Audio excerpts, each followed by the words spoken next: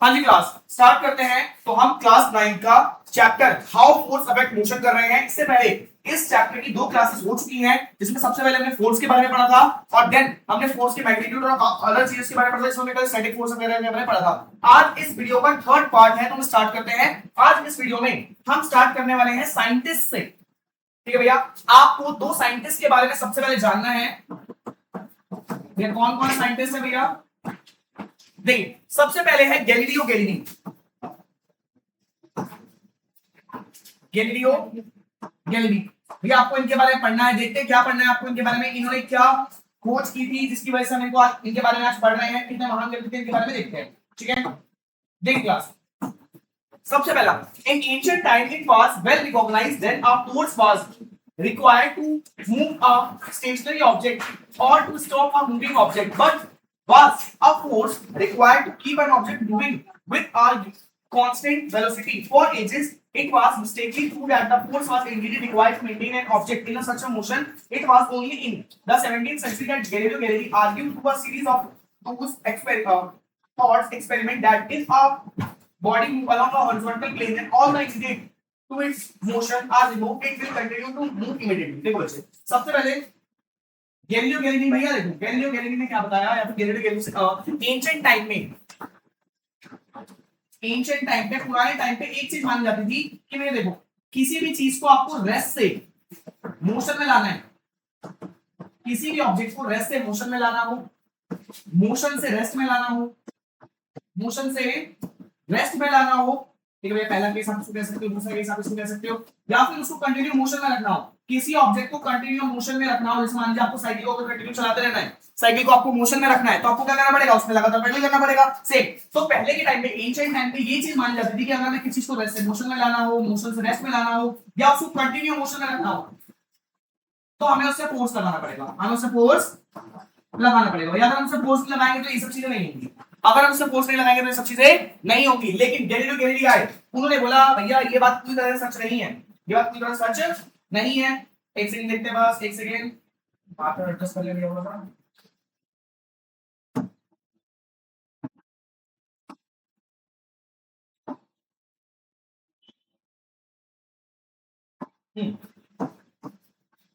तो ये Galileo Galilei ने कहा भाई ये बात पूरी तरह सच्ची नहीं है। गैलीलियो गैलीली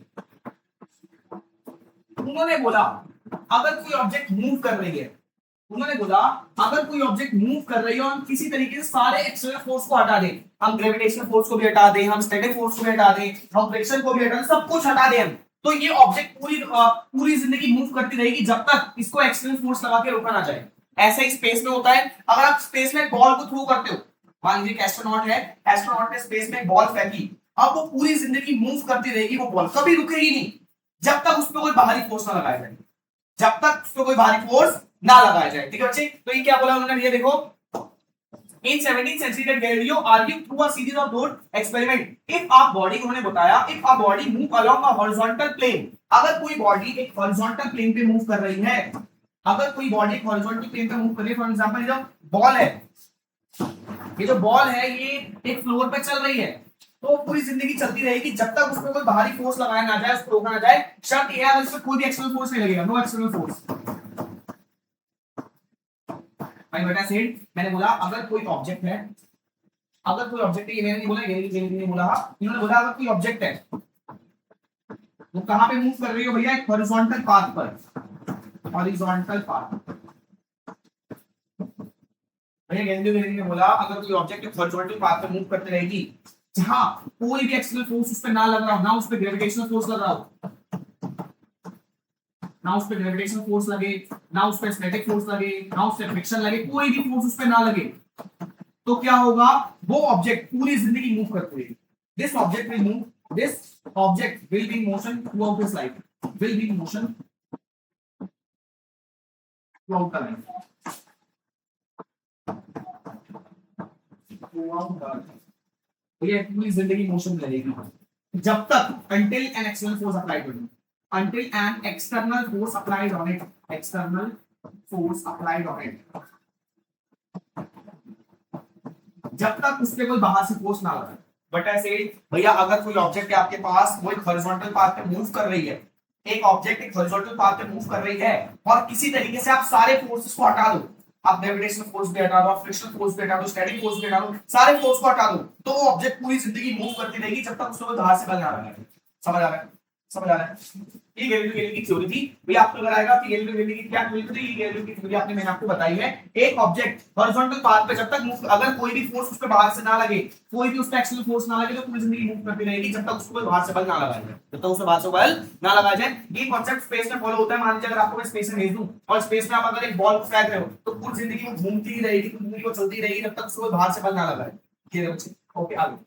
अब गैलीलियो गैलीली थ्योरी की बात हम पढ़ रहे हैं आइजैक न्यूटन के बारे में। देखो बच्चे, आइजैक न्यूटन काफी ग्रेट साइंटिस्ट है भैया।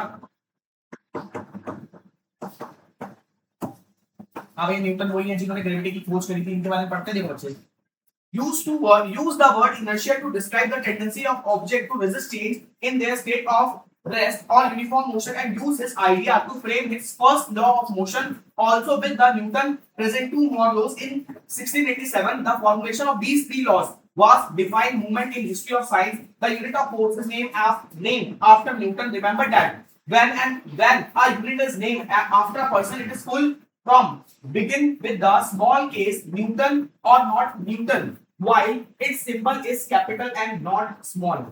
ठीक है बच्चे, आपको बोला कि देखो, पहली बात भाई इजैक न्यूटन ने क्या करा? इजैक न्यूटन ने हमें इनर्शिया के बारे में बताया। इनर्शिया क्या होती है मैं अभी इसके बारे में बताऊंगा। सबसे पहले आइजैक न्यूटन ने हमें इनर्शिया के बारे में बताया। ठीक है, इनर्शिया से ही उन्होंने अपना फर्स्ट लॉ ऑफ मोशन दिया। इनर्शिया ही से ही इन्होंने अपना फर्स्ट लॉ ऑफ मोशन दिया। इसके बाद फर्स्ट लॉ ऑफ मोशन के बाद उन्होंने क्या करा? फर्स्ट लॉ ऑफ मोशन के बाद 1687 में इन्होंने दो और लॉज दिए, सेकंड लॉ और थर्ड लॉ। मैंने अब मोशन के तीन लॉ हो गए। अब मोशन कितने लॉ हो गए? तीन लॉ। भैया देखो मैंने क्या बोला, इजैक न्यूटन ने, भाई देखो गैलीलियो गैलीली ने अपनी थ्योरी पेश करी। गैलीलियो गैलीली की थ्योरी पे और बहुत सारे साइंटिस्ट ने रिसर्च करी। भाई देखो, अगर एक साइंटिस्ट कोई थ्योरी को पेश करता है तो और साइंटिस्ट भी उसको एक बार रिकैप करते हैं, उसको चेक करते हैं। ठीक है, वो चेक करता है कि इसमें कोई गलती तो नहीं है, गलती निकालते हैं।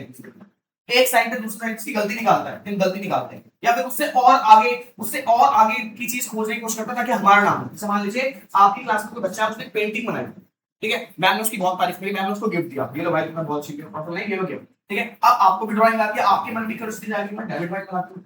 ठीक है, मैं भी ड्राइंग बनाता हूँ। ठीक है, तो आपने इस वैसे ड्राइंग बनाया, मैम को दिखाई, तो भाई मैम ने आपकी तारीफ की। तो ऐसा ही साइंटिस्ट में होता है, अगर एक साइंटिस्ट अगर कोई थ्योरी देता है तो दूसरा साइंटिस्ट उस थ्योरी को पास करता है या फिर और रिसर्च उसके बारे में करता है। तो सेम जब पहले गैलीलियो गैलीली ने अपनी रिसर्च दी, इसके बाद न्यूटन सर ने भी उस रिसर्च को आगे देखा और उन्होंने एक लॉ दिया जिसको बोलते हैं इनर्शिया, जिसको फर्स्ट, इससे ही फर्स्ट लॉ ऑफ मोशन बना। इसके बाद उन्होंने 1678 में सेकंड लॉ और थर्ड लॉ भी पेश किया। ठीक है, अब आपको बोला देखो बच्चे, फोर्स की ऐसी यूनिट क्या होती है भैया? फोर्स की ऐसी यूनिट होती है न्यूटन। क्या होती है भैया? न्यूटन। इसको कैपिटल एन से लिखते हैं, इससे लिखते हैं, एक सेकेंड, हाँ कैपिटल एन से लिखा जाता है। अब इसका मतलब फोर्स जो है, फोर्स भी न्यूटन ने ही डिस्कवर करा है, न्यूटन के नाम पे इसलिए फोर्स की ऐसे यूनिट रख दी गई है। समझ आ रहा है? अब भैया हमने ग्रेविटेशन फोर्स के बारे में भी हमें बताया, आगे पढ़ेंगे इनके बारे में। काफी महान साइंटिस्ट है ये। ग्रेविटेशनल फोर्स, ये ग्रेविटेशनल फोर्स के बारे में बताया। ठीक है, बहुत सारी चीजें मैं बारे में दी। तो हम स्टार्ट करते हैं। सबसे पहले मैं बताता हूं इनर्शिया क्या होता है। इनर्शिया, इनर्शिया का मतलब होता है टेंडेंसी टू रिमेन अनचेंज। ये तो शॉर्ट टर्म है, tendency to remain unchange, tendency to remain unchange. भैया देखो, एक ऑब्जेक्ट है, मान लीजिए एक ऑब्जेक्ट है, वो अगर मोशन में है तो वो मोशन में ही रहना चाहिए। एक ऑब्जेक्ट है, वो मोशन में है तो मोशन में ही रहना चाहिए। मतलब कोई भी ऑब्जेक्ट है वो अपने मोशन को छोड़ना नहीं चाहती, वो अपने मोशन को छोड़ना, अगर कोई ऑब्जेक्ट मोशन में है तो वो मोशन में ही रहेगी, अगर कोई ऑब्जेक्ट मोशन में है तो वो मोशन में ही रहेगी, और रेस्ट में है तो रेस्ट में ही रहेगी। रेस्ट में है तो वो अपने आप की अपने मोशन को चेंज करने से रोकेगी। ठीक है, अब देखिए, सबसे पहले मान लीजिए मैंने ग्लास लिया है, आप उसको घर पे ट्राई करके देखिएगा। ग्लास के ऊपर मैंने कार्डबोर्ड रख दिया या फिर कार्ड रख दिया, तो ताश के पत्ते उसको रख देंगे। अब मैंने इसके ऊपर एक सिक्का रख दिया, क्या रख दिया? सिक्का। अब मैं क्या कर रहा हूं, मैं भैया अपने फिंगर से इस जो मैंने कार्डबोर्ड बनाया है इसको मैं फ्लिप कर रहा हूं, जिससे क्या होगा आप देखोगे, कार्डबोर्ड तो फ्लिप होकर ऊपर जाएगा और सिक्का जो है यहीं पे नीचे गिर जाएगा। यानी यानी यानी मैंने क्या करा, ये देखो इस समय क्या था, इस समय क्या था, एक चीजों को देखेंगे आप, एक सेकेंड,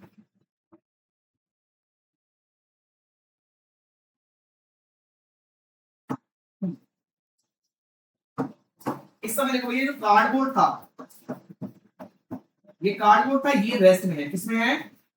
रेस्ट में। ये जो कॉइन है ये भी कहां है? रेस्ट में। किसमें है भैया?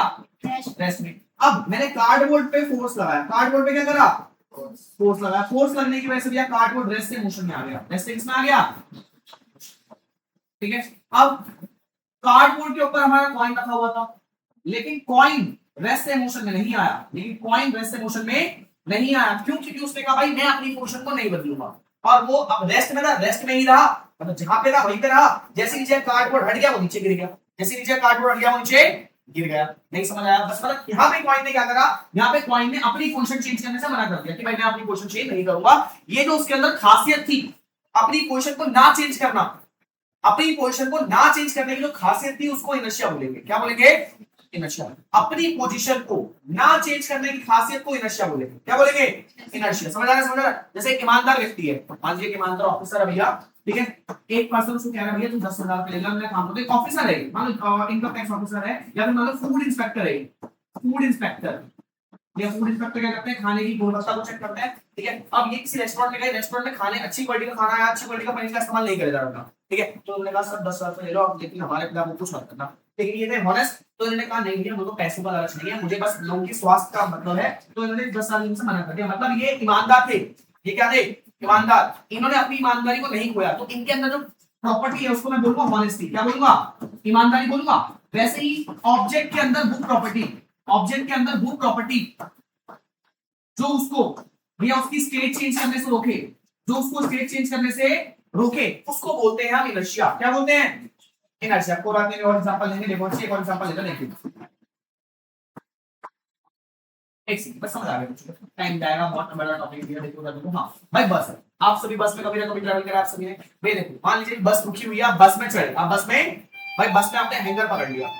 अब जैसे ही बस चले, अब देखो आप भी रेस्ट में हो, बस भी रेस्ट में है, आप भी रेस्ट में हो, बस भी रेस्ट में है। अब बस में इंजन लगा हुआ है, जो उसमें फोर्स लगाएगा, बस में इंजन लगा हुआ है। ये देखो इसके अंदर, आप इसके अंदर एक व्यक्ति है भाई, एक बस है, एक पर्सन है, एक पर्सन है। देखो यार बस भी रेस्ट में है और पर्सन भी रेस्ट में है। अब बस के अंदर तो भैया इंजन लगा हुआ है, बस के अंदर इंजन लगा हुआ है, जो उसमें फोर्स लगाएगा। क्या लगाएगा? फोर्स। तो ये रेस्ट से मोशन में आ जाएगी। किसमें आ जाएगी? मोशन। अब भैया हम तो बस के अंदर खड़े हुए हैं, ठीक है, हम पे तो कोई फोर्स नहीं लगा रहा। अब हम ऊपर की तरफ पकड़ लेंगे, आप देखोगे जैसी बस स्टार्ट होगी तो मुझे पीछे की तरफ धक्का फील होगा। किसका फील होगा? पीछे की तरफ। क्यों? क्योंकि भाई मैं जिस पोजीशन में था, वो पर्सन जिस पोजीशन में था, वो चाहता था कि मैं अपनी पोजीशन में ही रहूं, मैं अपनी पोजीशन में ही रहूं। वो अपनी पोजीशन को चेंज नहीं करना चाहता, अपने स्टेट को चेंज नहीं करना चाहता था। तो उसके अंदर जो प्रॉपर्टी थी वो इनर्शिया थी, मतलब वो अपनी स्टेट प्रॉपर्टी को चेंज नहीं करना चाहता, अपनी मोशन को चेंज नहीं करना चाहता। लेकिन जैसी बस आगे गई तो वो पीछे की तरफ रहा। क्यों?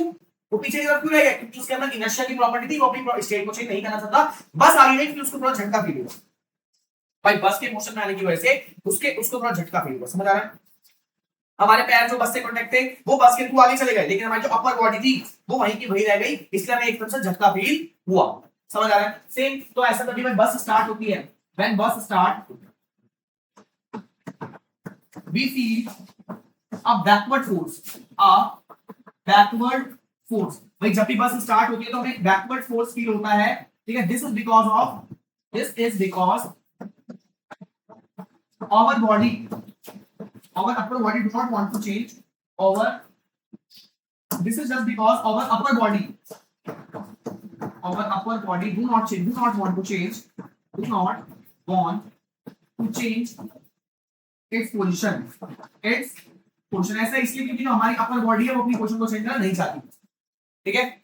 वो अपनी पोजीशन को चेंज करना नहीं चाहती, इसी को इनर्शिया बोलते हैं, और इसकी वजह से हमें बैकवर्ड फोर्स फील होता है। इसी की वजह से हमें बैकवर्ड फोर्स फील होता है, ठीक है भैया। इसका ही एक और एग्जांपल है भैया, जब मान लीजिए बस मोशन में है, बस अभी चल रही है, भैया हम भी इस बस के अंदर है, ठीक है। बस एकदम से ब्रेक मारती है, अभी हम भी मोशन में है, बस भी मोशन में है, हम भी मोशन में है, बस भी, भाई हम भी मोशन में है और बस भी मोशन में है, ठीक है बच्चे। अब जैसे ही बस रुक गई, मतलब बस ने अपना मोशन चेंज कर दिया, लेकिन हम क्या चाहेंगे? हमारा मोशन चेंज ना हो, मोशन में है, मोशन में ही रहे। हम मोशन में ही रहे, तो हम आगे जा रहे थे तो हमारी बॉडी इस तरीके से हम आगे चलते हैं, लेकिन जैसी बस रुक गई तो हमें पीछे, हमें आगे तो धक्का फील होगा, क्योंकि हमारी बॉडी आगे तरफ जा रही थी, लेकिन बस पीछे रुक गई तो हमारी अपर बॉडी क्या है? आगे अपनी मोशन वाले स्टेट में रह रही थी, इनर्शिया की वजह से उसको आगे धक्का फील होता है, ठीक है बच्चे। Next when bus stops suddenly, when bus stops suddenly, our body feel, takes it, our body feel and takes it. हाँ जी भैया, इसी वजह से when bus stops suddenly, our body feel a front force, front push, because our body want to remain in rest, in motion, but when bus stops,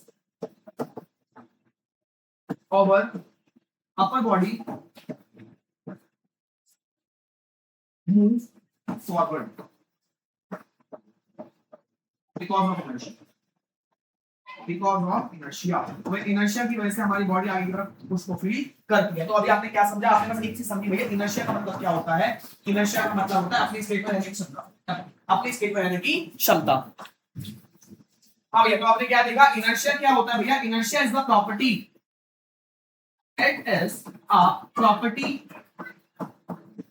to not change our position, change our position। ये वो property है जिसके तहत कोई object अपनी motion को change करना नहीं चाहती। वो रेस्ट में है तो रेस्ट में ही रहना चाहती है, मोशन में है तो मोशन में ही रहना चाहती है। इस प्रॉपर्टी को हम इनर्शिया बोलते हैं। क्या बोलते हैं?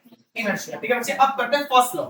अब हम पढ़ रहे हैं फर्स्ट लॉ ऑफ मोशन। देखो अब 6.4 स्टार्ट कर रहे हैं, Newton first law of motion, Newton first law of motion.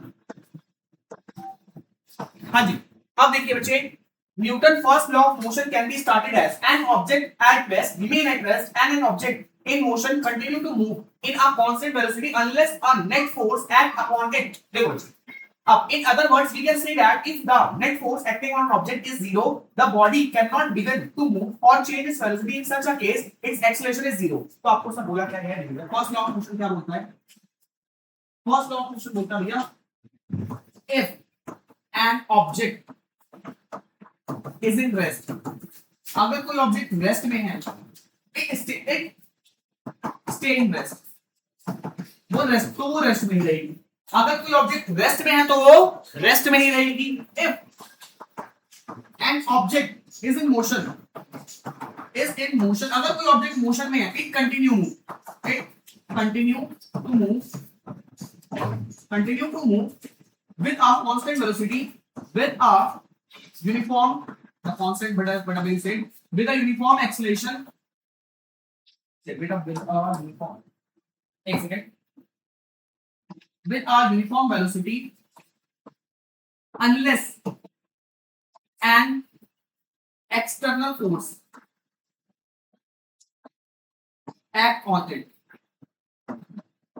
भाई अगर कोई ऑब्जेक्ट रेस्ट में है तो वो रेस्ट में ही रहेगी, मोशन में है तो मोशन में ही रहेगी, जब तक उसको कोई बाहरी बल ना लगाया जाए, जब तक उसको कोई बाहरी बल ना लगा जाए। क्या आपको समझ आ रहा है? एक ऑब्जेक्ट अगर रेस्ट में है तो वो रेस्ट में ही रहेगी, मोशन में है तो मोशन में ही रहेगी, उसकी भाई मोशन चेंज नहीं होगा जब तक उसको एक्सटर्नल फोर्स ना लगाया जाए, जब तक उसको एक्सटर्नल फोर्स ना लगाया जाए। समझ आ रहा है बच्चे? समझ लीजिए। बट भैया आप बोलोगे कि भैया हम मान लीजिए बॉल है, अगर हम बॉल को एक बार थ्रो करते हैं तो भैया वो तो हम एक बार फोर्स लगा रहे हैं, उसको तो मोशन में ही रहना चाहिए, उसको तो मोशन में ही वो अपने आप रुक क्यों जाती है? क्योंकि भैया उसका स्टैटिक फोर्स लगता है, फ्रिक्शनल फोर्स लगता है उस पे, ये फ्रिक्शनल फोर्स उस पे लगता है। फ्रिक्शनल फोर्स की वजह से एक्सटर्नल फोर्स है, फ्रिक्शनल फोर्स लगता है, इसके कारण रुक जाता है। ये हमारा एक्सटर्नल फोर्स, ये हमारा एक्सटर्नल फोर्स। ठीक है भैया, अगर ये फ्रिक्शनल फोर्स नहीं होता तो वो चलती रहती, एक बार पैडल मारा चलती रहेगी गाड़ी, अगर फ्रिक्शनल फोर्स नहीं होता तो। समझ आ रहा है? पहला लॉ समझ आ गया। पहला लॉ क्या है भैया? एक ऑब्जेक्ट अगर मोशन में है तो मोशन में ही रहेगी, रेस्ट में है तो रेस्ट में ही रहेगी, जब तक उसको कोई बाहरी बल ना लगाया जाए, जब तक उस पर कोई बाहरी बल ना लगा जाए। क्या कोई दिक्कत परेशानी आपको? समझ आ रहा है? समझ आ रहा है, बहुत बढ़िया। अगर कोई ऑब्जेक्ट मोशन में है तो मोशन में रहेगी, रेस्ट में है तो रेस्ट में रहेगी। समझ आ गया? ये है फर्स्ट लॉ, ये डेफिनेशन बहुत ज्यादा इंपॉर्टेंट है। चलो स्टार्ट करते हैं आगे। अब हमारे पास है एग्जांपल 6.2, ये बड़ा से देखते क्या है ये एग्जांपल 6.2। हाँ जी, देखते हैं एग्जांपल 6.2 क्या कह रहा है।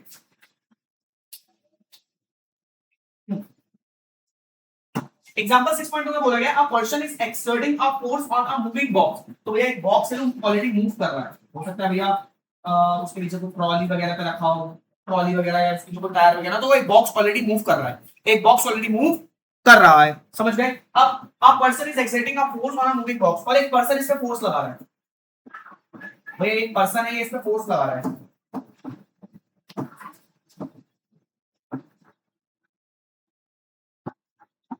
आपको क्या बोला गया, एक पर्सन है वो एक मूविंग बॉक्स पे, एक पर्सन है वो एक मूविंग बॉक्स पे भैया फोर्स लगा रहा है,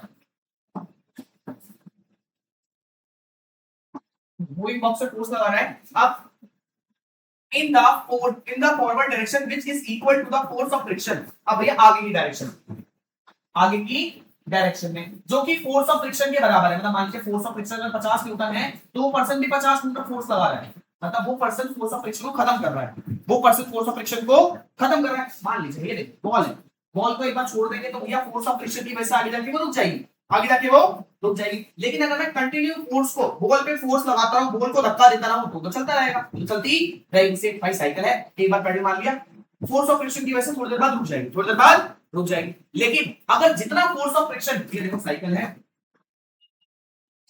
साइकिल है भाई, साइकिल में चला रहा हूं, अब साइकिल में मैंने एक बार पेडल मारा, ये साइकिल में मैंने एक बार 50 न्यूटन का फोर्स लगा दिया, इससे वो पेडल मार के वो चलने लगी, लेकिन अगर मैं दोबारा फोर्स नहीं लगाऊंगा तो फोर्स ऑफ फ्रिक्शन की वजह से, तो फोर्स ऑफ फ्रिक्शन की वजह से वो साइकिल जो है उस टाइम बाद रुक जाएगी, रेस्ट पोजीशन पे आ जाएगी, ऐसा होगा नहीं होगा, होगा नहीं होगा, होगा ना ऐसा। तो अब मुझे इस साइकिल को कंटिन्यू मोशन में रखने के लिए क्या करना पड़ेगा, जितना फोर्स ऑफ फ्रिक्शन लग रहा है, मान लीजिए 10 न्यूटन का फोर्स ऑफ फ्रिक्शन लग रहा है, तो उतना ही फोर्स मुझे इस पे कंटिन्यू लगाना पड़ेगा, ताकि भाई उतना फोर्स मुझे इस पे कंटिन्यू लगाना पड़ेगा, जैसे मान लो अगर मैं इस पे 10 न्यूटन का फोर्स कंटिन्यू लगाता रहूंगा तो ये 10 न्यूटन का फोर्स इस फोर्स ऑफ फ्रिक्शन को कैंसिल कर देगा और ये जो साइकिल है कंटिन्यू मोशन में चलती रहेगी, ठीक है। तो वही बोला गया है भैया, जो पर्सन जो है ना वो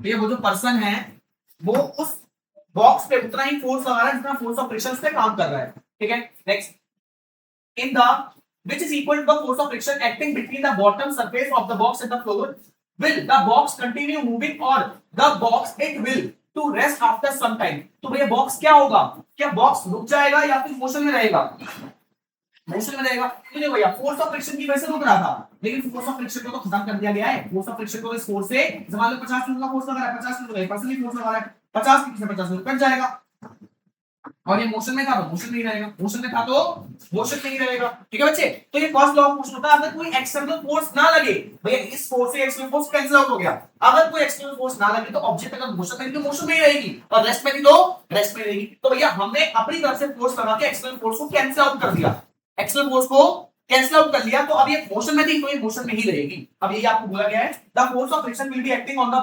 box, it will be backward direction, the two force acting on the box are equal and opposite in direction, thus they balance each other। तो भैया जो फोर्स हम लगा रहे हैं वो फोर्स ऑफ फ्रिक्शन को पूरा पूरा कैंसिल आउट कर रहा है, क्वेश्चन में बोला गया है the net force acting on the body is zero as per the Newton's first law, the box will continue moving with constant velocity। तो भैया अब ठीक है, और ये देखो here the person cancel the force of friction, the force of friction, तो जो पर्सन है वो फोर्स ऑफ फ्रिक्शन को कैंसिल कर देगा, hence no external force acting, no external force acting. तो उससे क्या होगा, कोई भी एक्सटर्नल फोर्स पे काम नहीं करेगा, कोई भी एक्सटर्नल फोर्स पे काम, एक तरह से वो सारे एक्सटर्नल फोर्स को कैंसिल आउट कर दिया है, तो कोई भी एक्सटर्नल फोर्स पे काम नहीं करेगा। Thus, as per Newton's first law, as per Newton's first law,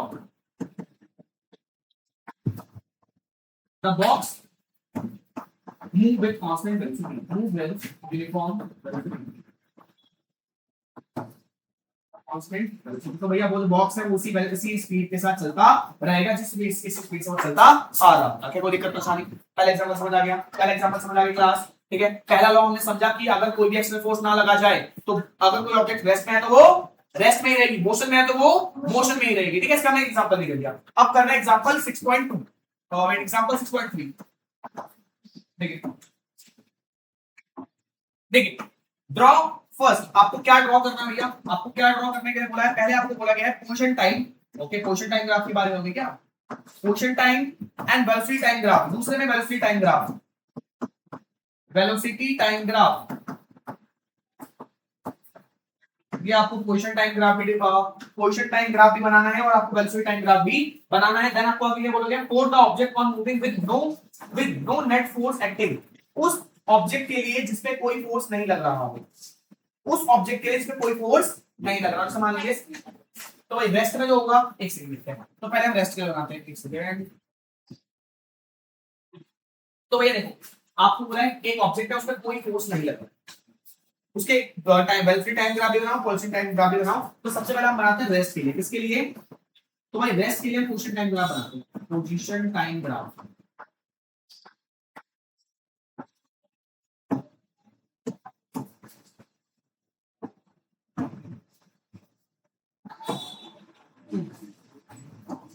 देखो भैया इस जगह दिखाएंगे हम पोजीशन को, किसको दिखाएंगे, और इस जगह दिखाएंगे हम टाइम को।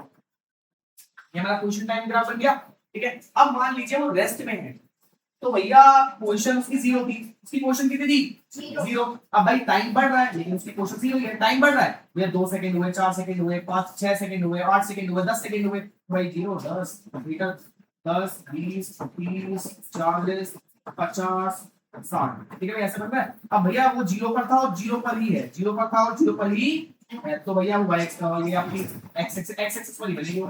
कैसा बनेगा? x एक्सिस के ऊपर ही बनेगा, x एक्सिस के ऊपर ही बनेगा, ठीक है बच्चे, समझ आ रहा है? Okay okay okay. अब कुछ बच्चे कह रहे हैं भैया रेस्ट पे तो क्या होता है? बेटा position time graph, position time graph, अब वेलोसिटी टाइम ग्राफ आगे बढ़ेंगे, दोनों बनाने हैं, पहले पोजीशन टाइम ग्राफ बनाया मैंने देखा कि भैया रेस्ट पे था, इधर देखो रेस्ट पे था, तो उसकी इनिशियल पोजीशन कितनी थी? जीरो। तो और भाई 2 सेकंड बाद भी जीरो, 4 सेकंड बाद भी जीरो, तो ये पहले यहां से स्टार्ट हुआ जीरो, फिर 2 सेकंड तक जीरो आया, 4 सेकंड तक जीरो आया, 6 सेकंड तक जीरो, तो जीरो आया तो x एक्सिस पे बन गया, x एक्सिस पे को बन गया, जैसे आपको दिखा भी रखते हैं, तो ये जो ग्राफ बनेगा x एक्सिस पे बन गया। अब वेलोसिटी टाइम ग्राफ के बारे में बात करते हैं, ठीक है भैया, वेलोसिटी टाइम ग्राफ। हाँ जी, आपको वेलोसिटी टाइम ग्राफ बनाना है, तो ये आपका y एक्सिस हो गया, ये आपका x एक्सिस हो गया। अब यहाँ पे आपकी वेलोसिटी शो होगी, यहाँ पे आपका टाइम शो होगा, ठीक है। कुछ मान लो भैया यहाँ पे 10 20 30 40 50 60 70, ठीक है। और यहाँ पे 2 second 4 second 6 second 8 second 10 second 12 second, ठीक है, यही हमने मान लिया, ठीक है। अब आपको बोला भाई वेलोसिटी टाइम ग्राफ बनाना है, क्या बनाना है? Velocity time graph.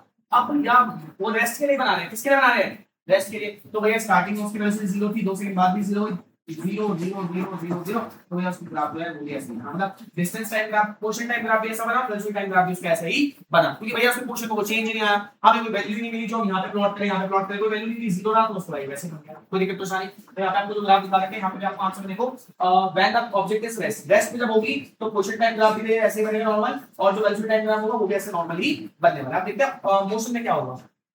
अब हमने रेस्ट में देख लिया, तो भैया हमें पता है अगर कोई ऑब्जेक्ट मोशन में है तो मोशन में ही रहेगी, मोशन में है तो मोशन में ही रहेगी। तो हमें दो ग्राफ बनाने हैं, पहला बनाना है पोजीशन टाइम ग्राफ,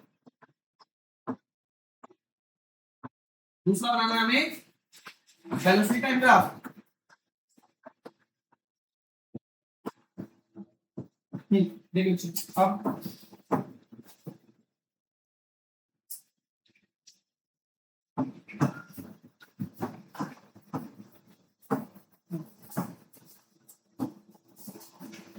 देखो भैया, ये आपका y एक्सिस हो गया, ये x एक्सिस हो गया, ये आपका ओरिजिन हो गया, या दो दो हो गया, दो सॉरी 10 10 20 30 40 50 60, या दो दो हो गया, 2 4 6 8 10, एक ग्राफ बना।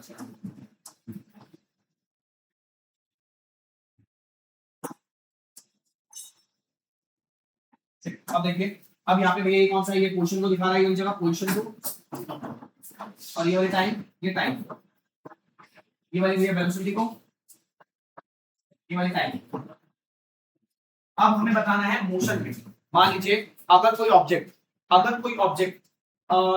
2 मीटर पर सेकंड की स्पीड से मोशन कर रही है, अब ये मान के चलते हैं एक ऑब्जेक्ट जो है ना वो 2 मीटर पर सेकंड की स्पीड से मोशन कर रही है, ठीक है भैया। अब हमने पढ़ा है भैया वो मोशन है तो मोशन नहीं रहेगा, उसकी जो उसकी वेलोसिटी होगी वो कांस्टेंट होगी, वो चेंज नहीं होगी। कैसे होगी? वो कांस्टेंट वेलोसिटी होगी। तो भैया देखो, या माने 10 मीटर पर सेकंड, 10 मीटर पर सेकंड की दर से वो कर रहा है, तो 5 मीटर पर सेकंड की दर से वो स्पीड कर रहा है, नहीं माना लेट करा, तो ये 2 सेकंड बाद 10 मीटर पर सेकंड, 4 सेकंड बाद फिर से 10 मीटर पर सेकंड, 6 सेकंड बाद 10 मीटर पर सेकंड, तो आपका ये जब 10 मीटर पर सेकंड, तो आपका जो ग्राफ बनेगा वो इस तरीके से बन जाएगा। ठीक है ठीक है ठीक है, क्योंकि देखो भैया वो सेम स्पीड के का डिस्टेंस ट्रैवल कर रहा है। पहले 2 सेकंड में उसने 10 मीटर ट्रैवल करे, अगले 2 सेकंड में फिर से उसने 10 मीटर ट्रैवल करे, ये 10 मीटर, यहाँ पे भी 10 मीटर, अगले 2 सेकंड में फिर से 10 मीटर, अगले 2 सेकंड में फिर से 10 मीटर, मतलब ये एक यूनिफॉर्म मोशन के मूव कर रहा है। कैसा मूव कर रहा है भैया? यूनिफॉर्म मोशन में। आपने पढ़ा था यूनिफॉर्म मोशन भैया अपवर्ड गोइंग ग्राफ बनता है, स्ट्रेट अपवर्ड गोइंग ग्राफ बनता है। क्लियर? कोई दिक्कत तो नहीं। अब वेलोसिटी में देखते हैं। अब भैया वेलोसिटी में कैसे करने वाला है देखो यार, अब वेलोसिटी में उसकी वेलोसिटी बदलेगी नहीं। अगर वो 10 मीटर पर सेकंड, हमने लेट कर दिया भैया कि वो 5 मीटर पर सेकंड, हम यहाँ पे अलग लेट कर लेते हैं। हाँ, तो यहाँ पे कांस्टेंट वेलोसिटी वाला मामला आ गया। हम यहाँ पे कांस्टेंट वेलोसिटी वाला मामला आ गया, हमने देखा, हम मान के चल रहे हैं कि वो ये लेट कर रहे हैं कि वो 40 मीटर पर सेकंड की गति से स्पीड कर रहा था। एक ऑब्जेक्ट वो 40 मीटर पर सेकंड की स्पीड चल रही थी, तो देखो 40 मीटर पर सेकंड की स्पीड चल रही थी, 2 सेकंड बाद भी 40 मीटर पर सेकंड की स्पीड चलेगी, 4 सेकंड बाद भी इसी स्पीड चलेगी, 6 सेकंड बाद भी इसी स्पीड चलेगी। स्पीड को नहीं बदलेगी। स्पीड बदलेगी तो भैया वो नॉन यूनिफॉर्म मोशन हो जाएगा। ठीक है बच्चे, नॉन यूनिफॉर्म एक्सेलरेशन हो जाएगा। आगे तो भैया इस केस में आपको जो बनेगा ग्राफ ऐसा बनेगा। हमने चैप्टर में मोशन वाले चैप्टर, मूवमेंट अराउंड अस वाले चैप्टर में हमने ये बहुत इजीली पढ़ा था कि अगर हमारा कांस्टेंट वेलोसिटी रहती है, वेलोसिटी सेम रहती है, तो ग्राफ जो होता है एक्सिस से पहले पढ़ा था, नहीं पढ़ा था? पढ़ा था नहीं पढ़ा था? बस तो ग्राफ की पूरी नॉलेज है। अगर वो वाला कांसेप्ट को नहीं भी आया तब आप देख लो भैया वेलोसिटी नहीं बदलेगी। वेलोसिटी 40 की 40 रहेगी, 2 सेकंड बाद भी 40 रहेगी, 40 रहेगी, 40 रहेगी, 40 रहेगी, तो ऐसा बनेगा। इसमें क्या भैया हर 2 सेकंड में 10 मिनट ट्रैवल कर रहा है, कौन सी स्पीड से बढ़ रहा है, तो भैया 2 सेकंड बाद 10 मिनट ट्रैवल कर लेगा, 4 सेकंड बाद 20 मिनट ट्रैवल कर लेगा, 6 सेकंड बाद 30 मिनट ट्रैवल कर लेगा, फिर ऐसे ही वो ट्रैवल करता रहेगा। ठीक है, तो हमने दोनों ग्राफ देख लिए, कोई दिक्कत परेशानी आप लोगों को समझ आ रहा है? ग्राफ में समझ आया? ओके, बहुत बढ़िया, शाबाश। एक सेकंड, ठीक है, आगे देखते हैं। तो समझ आया आई होप आपको? हाँ जी क्लास, आगे कंटिन्यू करते हैं। अब नेक्स्ट टॉपिक है हमारा, देखो wait and pause and ponder. आपको ये क्वेश्चन देखते हैं। सबसे पहले आपको बोल रखा है question number 3, N object is moving with a constant velocity. एक ऑब्जेक्ट जो है कांस्टेंट वेलोसिटी में मूव कर रही है, मतलब स्पीड को चेंज नहीं कर रही है। अगर 20 मीटर पर सेकंड की स्पीड से मूव करेगी तो उसी स्पीड से मूव करती रहेगी। Is there a net force acting upon it? क्या वहां पे कोई नेट फोर्स लग रहा होगा?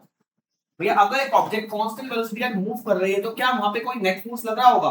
तो हाँ भैया, वहां पे वो नेट फोर्स लग रहा होगा जो कि फोर्स ऑफ फ्रिक्शन के पैरेलल होगा, जो कि फोर्स ऑफ फ्रिक्शन के बराबर होगा। सॉरी, समझ आ रहा है? मतलब देखिए, आपको पता है कोई भी चीज मूव करती है, कोई भी चीज मूव करती है तो फ्रिक्शनल फोर्स उसको क्या करता है भैया? अपोज करता है। भाई फ्रिक्शनल फोर्स क्या करता है? उसको अपोज करता है। अपोज करने का मतलब क्या होता है? वो उसकी स्पीड को कम कर देता है। उसकी स्पीड को, जैसे मान लीजिए ये ऑब्जेक्ट 20 मीटर पर सेकंड की स्पीड से मूव करना स्टार्ट हुई थी, फोर्स ऑफ फ्रिक्शन पे एक्ट करता रहेगा, धीरे धीरे इसको कम कर देगा। 20 से 18, 18, 16, 16 से भैया 14, 14 से भैया कम करते करते ये ऐसा समय आएगा कि 0 हो जाएगी। ठीक है, तो अगर हमें इसको कंटिन्यू मूव कराना है, अगर हमें इसको कंटिन्यू मूव कराना है तो हम पे इस देखो भैया, तो हमें इस पे इतना फोर्स लगाना पड़ेगा जितना फ्रिक्शनल फोर्स उस पर लग रहा है, जितना सा फ्रिक्शनल फोर्स लग रहा है। तो हम लिखेंगे यस, इसका आंसर होगा yes, a force may be acting on it, a force is acting on it, is acting on it, which is equal to the force of friction, to the force of friction। हाँ भैया, एक force उस पर लग रहा होगा जो कि फोर्स ऑफ फ्रिक्शन के बराबर होगा, फोर्स ऑफ फ्रिक्शन के बराबर होगा। ये क्वेश्चन नंबर 3 का आपका आंसर है। ठीक है बच्चे, आगे देखते हैं। अब क्वेश्चन नंबर 4 देखते हैं। क्वेश्चन नंबर 4 में क्या बोला गया? क्वेश्चन नंबर 4 में बोला suppose no net force is acting on an object which of the following situation are possible. अगर कोई भी फोर्स किसी ऑब्जेक्ट पे नहीं लग रहा, अगर कोई भी फोर्स किसी ऑब्जेक्ट पे नहीं लग रहा, तो जैसे कौन सा ऑप्शन जो है सही होगा, कौन सा ऑप्शन सही होगी? Object remain at rest if at rest. तो भैया ऑब्जेक्ट जो है रेस्ट पे थी तो रेस्ट पे ही रहेगी, तो भैया बिल्कुल सही है। अगर कोई एक्सटर्नल फोर्स नहीं लगेगा तो रेस्ट पे थी तो रेस्ट पे ही रहेगी, रेस्ट पे थी वो रेस्ट पे रहेगी। Object keep moving with a constant velocity already moving. तो ऑब्जेक्ट अगर पहले से मूव कर रही है तो मूव करती रहेगी? नहीं भैया, देखो जो अगर नेट फोर्स नहीं लगा, accident suppose no net force is acting on an object. हां भैया, अगर उसको कोई अलग से फोर्स नहीं लग रहा है, तो चलो फॉलोइंग सिचुएशन, हां भैया तो ये ठीक है। ये वाला ऑप्शन आपका ठीक है भैया। अगर कोई फोर्स नहीं लग रहा, फ्रिक्शन फोर्स भी नहीं लग रहा, तो वो जिस स्पीड से मूव करेगी उसी स्पीड से मूव करती रहेगी। थर्ड बोला का object is moving with a constant acceleration, object का एक्सेलरेशन होता रहेगा, मतलब उसकी स्पीड बढ़ती रहेगी, भैया स्पीड थोड़ी बढ़ेगी, जिस स्पीड से चलती उसी स्पीड से चलेगी, जिस स्पीड से चलती उसी स्पीड से चलेगी, एक्सेलरेशन नहीं होगा, एक्सेलरेशन नहीं होगा। तो आप लिखेंगे option first and second is correct, option first and second is correct as per is correct as per first law of motion, as per first law of, तो भैया पहले लॉ ऑफ मोशन के according पहला motion सही है, पहला option जो है वो सही है। अब देखिए option 3 is incorrect, option 3 is incorrect because भैया गलत इसलिए है because it is not possible to accelerate without, it is not possible to accelerate without force, accelerate without any force, तो ये बिना फोर्स के एक्सेलरेट करना पॉसिबल नहीं है भैया। आप गाड़ी साइकिल पैडल नहीं मारोगे क्या अपने आप उसकी स्पीड बढ़ने लग जाएगी? नहीं होगा। या तो कोई उस पे खींच रहा हो तब उसकी फोर्स बढ़ेगा, या कोई पीछे धक्का दे रहा हो तब उसकी एक्सेलरेशन होगा, या आप पैडल तेज मारोगे तब एक्सेलरेशन होगा। भाई बिना फोर्स से एक्सेलरेशन नहीं हो सकता, बिना फोर्स के एक्सेलरेशन नहीं हो सकता। समझ गए? बहुत बढ़िया। तो पैडल वाला बिना फोर्स को 5 देखते हैं भैया।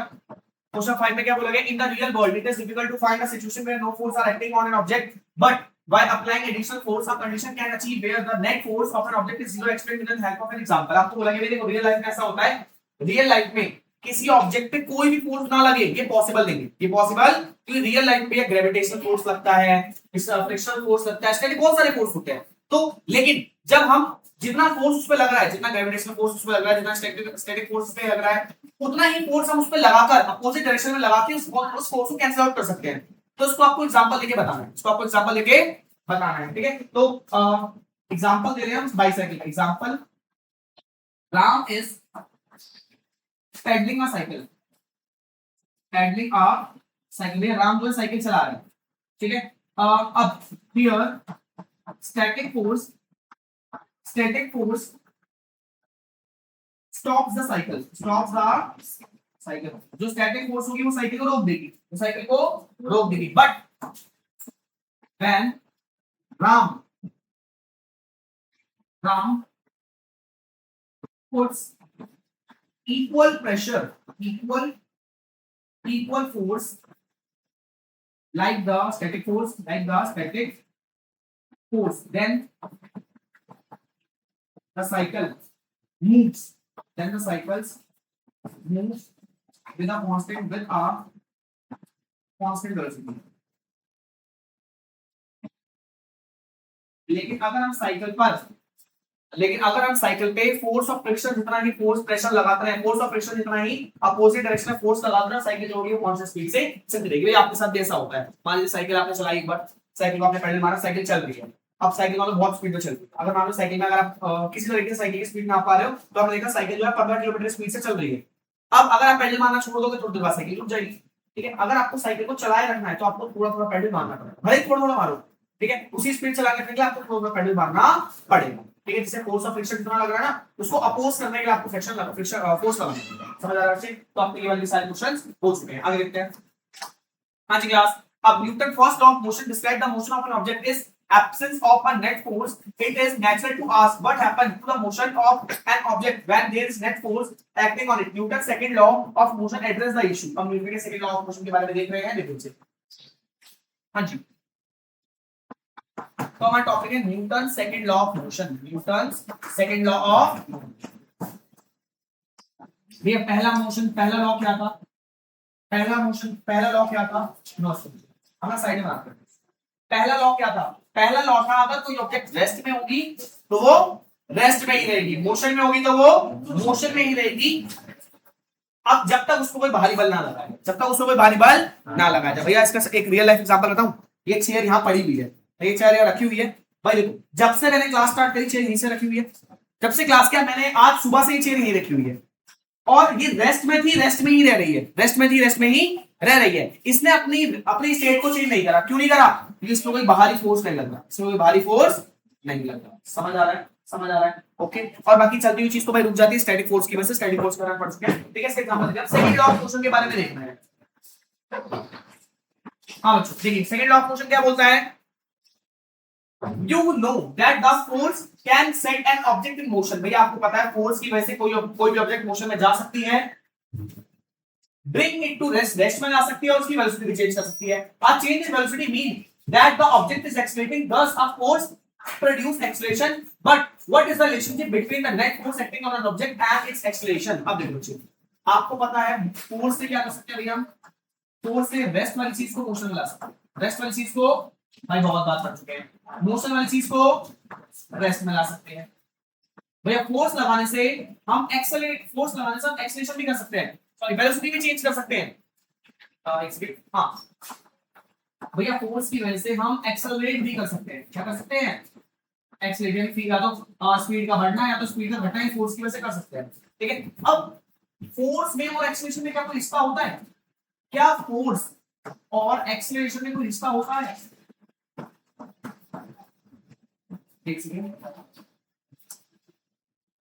क्या फोर्स और एक्सेलरेशन में कुछ रिश्ता होता है? क्या भैया ये रिलेटेड है एक दूसरे से? क्या एक दूसरे को प्रभावित करते हैं? तो इसके बारे में देखते हैं.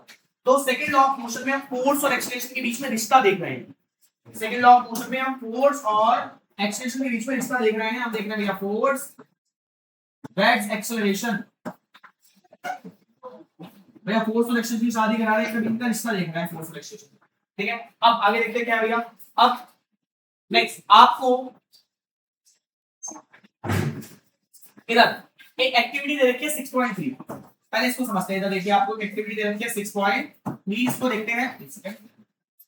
हाँ, एक्टिविटी बोला है this activity is recommended to be perform as a classroom group activity facilitated by teacher. भाई आपको एक ग्रुप में करना है स्कूल में टीचर की गाइडेंस में. Take 4 balls bearing wheels. तो आपको 4 पोलिनेट बेरिंग लेनी है. भैया होते थे स्पीकर के अंदर बेरिंग होती थी. ठीक है, आपको 4 बेरिंग लेनी है. भैया इसके लिए क्या चाहिए? आपको 4 बेरिंग चाहिए. ठीक है, 4 बेरिंग चाहिए आपको. 2 pencils and empty cardboard box. आपको 2 पेंसिल चाहिए भैया, एक कार्डबोर्ड बॉक्स चाहिए. देन 2 पेंसिल एंड ठीक है आप length of thread some point और अदर ऑब्जेक्ट. अब देखो आपको थोड़ा सा थ्रेड चाहिए, धागा चाहिए, पॉइंट चाहिए और आपको कोई अदर चाहिए मतलब अदर ऑब्जेक्ट चाहिए आपको.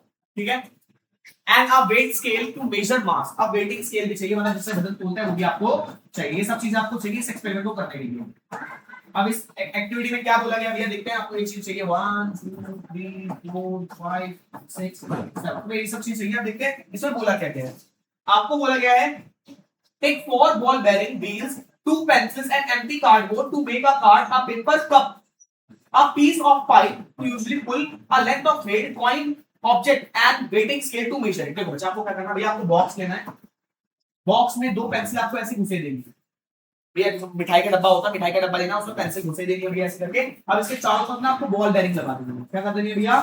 बॉल बेरिंग लगा. इतना समझ आ रहा है? इतना समझ आ रहा है? आपको गाड़ी बनानी है. बचपन में आप सभी ने करा होगा भैया.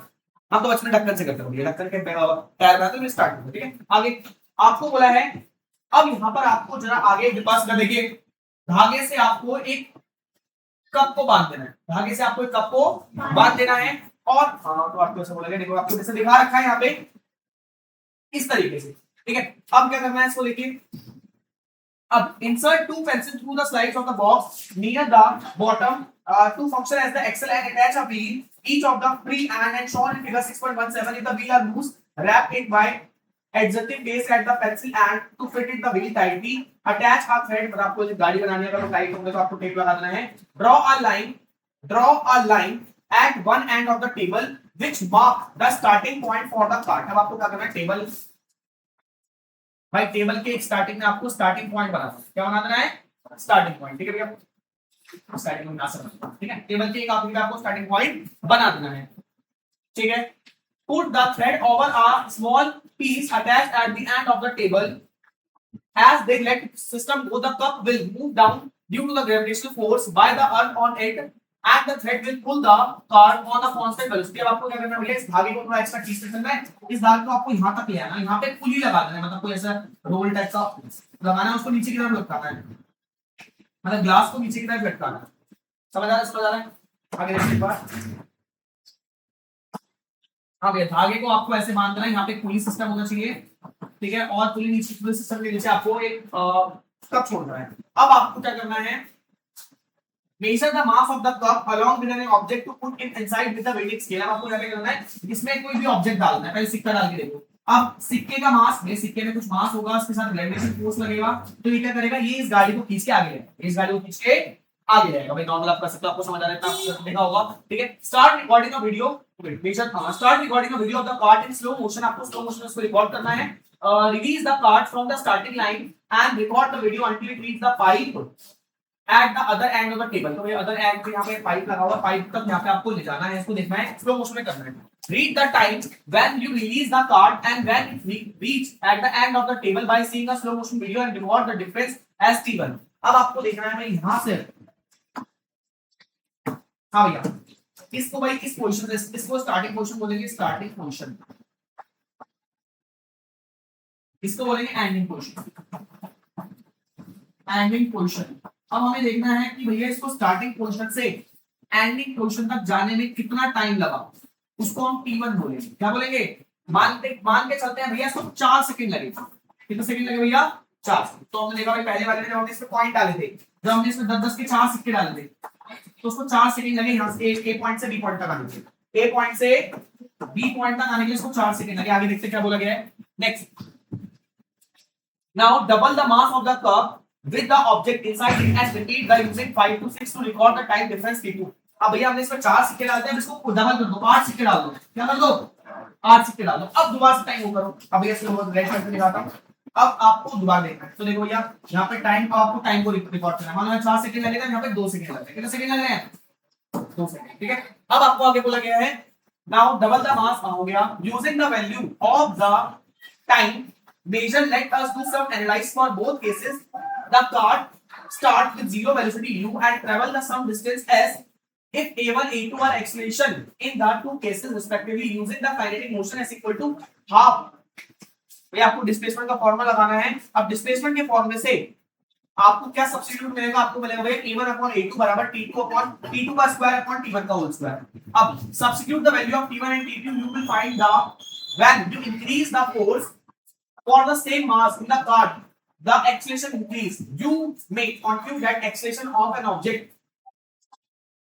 of fixed mass increase at the net applied force on it। तो भैया आपको यहाँ पे एक चीज मिलेगी, आपको मिलेगा मुझे देखो, एक्सेलरेशन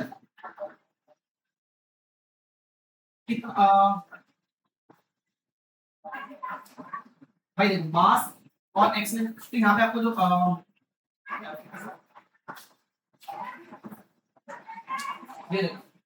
बी पे कुछ फोर्स लगा, मतलब इस गाड़ी पे कुछ फोर्स लगा तभी तो आगे की तरफ गया। ये तो यहाँ से आ गया, हम देखा रेस्ट मोशन में आने के फोर्स लगा चाहिए, रेस्ट मोशन लगाने के लिए फोर्स लगा चाहिए। ये फोर्स कितना था, ये जो कार्ट पे फोर्स लगा ये कितना था, ये था मास इनटू एक्सेलरेशन, मास इनटू एक्सेलरेशन। मतलब फोर्स निकालने के लिए हमें मास, जितना इसमें मास था उसके उसको एक्सेलरेशन में मल्टीप्लाई करना होगा, तो हमारे पास ये फॉर्मूला आएगा। तो कहने का मतलब दूसरे फॉर्मूले से, दूसरे सेकंड लॉ ऑफ मोशन से हमें एक फॉर्मूला मिला F equal to m। F equal to यानी फोर्स जो होता है मास इनटू एक्सेलरेशन होता है, फोर्स जो होता है मास इनटू एक्सेलरेशन होता है। ये आपको सेकंड लॉ ऑफ मोशन से मिला है। अब एक्टिविटी 6.1 अब देखो, शॉर्ट में आपको पहले देखो। नेक्स्ट एक्टिविटी 6.4 एक बार एक एक्टिविटी 6.4 और करते हैं, मैं आपको फिर समझाता हूं उसके बारे में।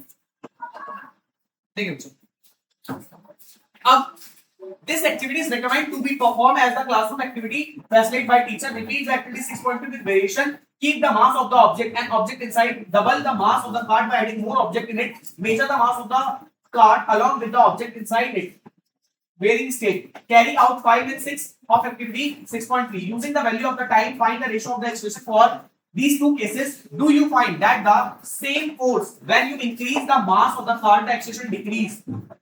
This means that for a given magnitude of force the acceleration produced is inversely related to the mass। The relation between force, mass and acceleration is expressed in the form of Newton's second law, one of the most fundamental ideas of all science। Newton's second law can be stated as when a net force acts on an object, the object acceleration in the direction of the net force, the magnitude of the acceleration is proportional to the magnitude of the net force and inversely proportional to the mass of the acceleration। तो ये देखो Newton का second law में क्या बोलता है भाई, Newton का सेकंड लॉ में क्या बोलता है, न्यूटन का सेकंड लॉ बोलता है when a net force act on an object, act on an object. The object accelerate, the object accelerate in the force of direction, accelerate in the direction of force, in the direction of force,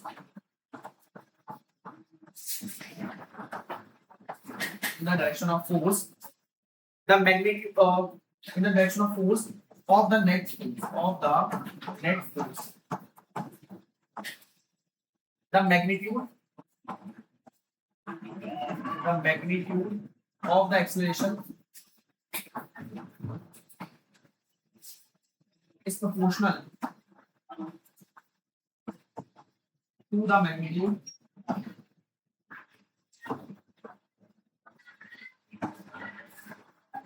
of the acceleration is proportional to the magnitude of the mass of object. एक second,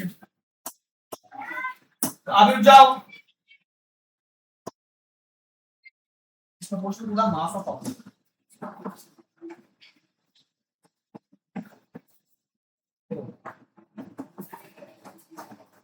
हाँ, तो ये यहाँ पे इसको ऐसे express करते हैं. देखिए भाई एक्सेलरेशन, जो भी एक्सेलरेशन हुआ था, एक्सेलरेशन जो है फोर्स पे डिपेंड करता है. फोर्स से तो इनवर्सली प्रोपोर्शनल आता है. एक्सेलरेशन जो होता है ना, कि यानी वो ऑब्जेक्ट कितना एक्सेलरेट हुई, ये डिपेंड कर रहा है फोर्स पे, डिपेंड कर रहा है.